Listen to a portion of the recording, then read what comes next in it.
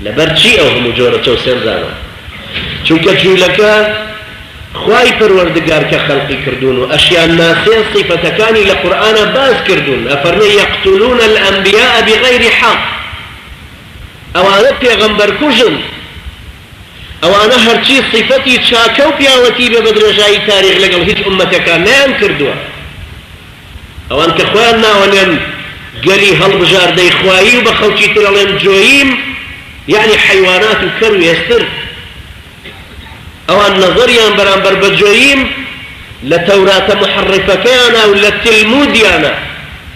کە لە قودسا جامعەیەک بۆ 18 ساڵ تەلەبە تلمود خوێنە بریتیە لەو شەریعەتە شەفەیەی حاکامەکانیان دروستیان کردووە ئینسانەکان لەسەر ئەساسی ئەو حەقدە پەروەردە ئەکەن لە تاریخی ئیسلاما بووە کە بە درێژایی تاریخی جوولەکەکان حەساوە بوون لە هەموو شوێنێکی ئەم جیهانەدا لێیان دراوە لەبەر ئەو ئەخلاقانی خۆ پێغەمبەر کوژن دنیاویستن داوێن پیسن ڕیباخۆرن خوێنی هەموو میلەتانیان مژیوە ئێستا لە سەراسەری ئەوروپا کە سەیرەکەی لە خانەوادەی ڕۆتشیلد 5 کوڕی و 2 کچی واتە 2 زاوە کە ئەکاتە 7 کەس گەورەترین بانقی جیهانی ڕۆژئاوایان هەموو بەدەستە هەرچی معاملەیەکیش بەبێ ڕیبا لە هەموو ئەوروپا و ئەمریکایە جێگای نابێتەوە ئەو سوکاریەش هەموو یەگەڕێتەوە سەر باقەڵی جوولەکە جوولەکەکان یارمەتی کۆمۆنیستەکانیاندا بۆ ئەوەی لە شۆڕشی ئۆکتۆبرا دەرچن بۆ ئەوەی پاشان ئەو دەسەڵاتدارێتیە گەورەیە لە ناو حیزبی شوعیە دروست بکەن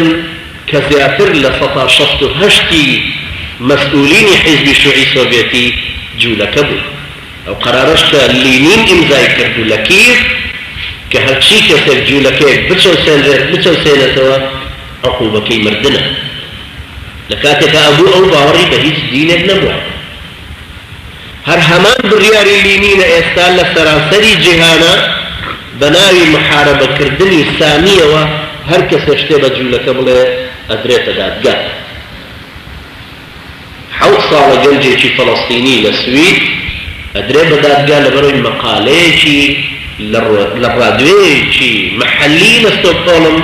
بڵاو کردوێتەوە مەقالەیە ئەو دەسەڵاتدارێتی یەهود هەرچی وەختێک دەسەڵاتیان بوو بێت کەوتونەتەوە خەڵک کوشتن کەوتونەتەوە خەڵک ڕوودکردنەوە کەوتونەتەوە دزینی پارەی کەوتونەتەوە داوێن پیسی کاتێک هاتنە فەڵەستین دێکیانە کڕینی پاشان ئافرەتە داوێن پیسەکانیان لەولاوە ئەناردە ئەوێ بۆی بە داوێن پیسی زۆرترین نیسبەتی پارەکانیان دەستکەوێتەوە دەی دووەمیش بکڕن ئەخلاقی یەهود نەگۆڕا ئێمە کە لە قورئانە ئەخلاقی یەهودە خوێنینەوە و نەبێ ئەو دژمندارێتیە لە تەرەفی ئێمەوە بێت بەڵام ئێمە باوەڕمان وایە کە ئەو قورئانە ئەو حەقیقەتە مطلقە خوای گەورە فەرمێوە لەتەجیدەنە ئەشەدە الناس عەداوەةً للذین آمنوا اليهود معادلەی خوای پەروەردگاریش زۆر بەڕەحم بووە بەرامبەر بە جوولەکەکان فەرموویەتی ئەگەر ئێوە چاکە بن ئەوەی ڕابردووتان ڕۆیشت کە جاسوا خلال الديار وكان أمرا مفعولا بەڵام ئەوان لە هەرچی وەختێک دەسەڵاتیان بوو بێ لە هەرچی وەختێکا دەسەڵاتیان بوو بێ هاتوو کەوتونەتەوە سەر هەمان کارە خراپەکانی خۆیان لە رووسیای قەیسەری پێش ئەوەی ئەو نەکبەتیان بەسەرا بێ ئەوە ئەخلاقیان لە ئەوروپا بەو شێوەیە بوو لە کاتێکا هێتلەر ڕقی لیان هەڵگرت و ئەو خەڵکە زۆرەی لێکوشتن سەبەب ئەو هەموو ئەخلاقە ناپەسەندەی خۆیان بوو لە نوێی چواری 1948 جەماعەتەکانی شترن و وایرگۆن و زەوای زەلعومی کە 3 گروپی عسکەری بوون 254 مسلمانیان لە دێریاسین لە ڕۆژئاوای قودس کوشت کە 145یان ژن بوون و یەکیان کچێکی 6 ساڵان بوو کە سەریان بڕی پاشان 150 کەسی تریان بردن بۆ ناو شارەکان بۆ جێگانی کە یەهودیان تیا بوو بەردەبارانیان نەکردن و تفیان لێکردن ئەنجا ئایانێنانەوە بۆ ناو ناوچەی مسلمانەکان بۆی چاوشکێنیان کرد لە دەی چواری 1946 بە هەمان شێوە هاگانە هێرشی بردە سەر دەیەکی تر و بە هەمان شێوەشی لێکردن و دەیەکەشی سووتان لە هجوومێکا بۆ حەیفا شاری حەیفا لە ساڵی 1948 دا بە هەمان شێوە یعنی دوای 12 ڕۆژ لەو حادیسانە هجوومێکیان کردە سەر حەیفا و 57,000 مسلمانیان ئاوارە کرد لە هەموو شارەکەیان 5,000 مسلمان مابووە لە ساڵی 1953 دا خانوویەکیان تەقاندەوە کە 53 کەس لە ژوورەوە دانیشتبوون خۆیان تیا شاردبووە هەر 53 مردن و بوون بەژێر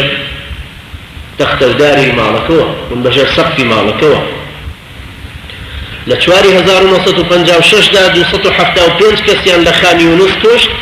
کە 140 کەسیان هەر لەو ئاوارە فەڵەستینیانە بوون کە خۆیان لە شوێنانی ترەوە دەریان کردبوون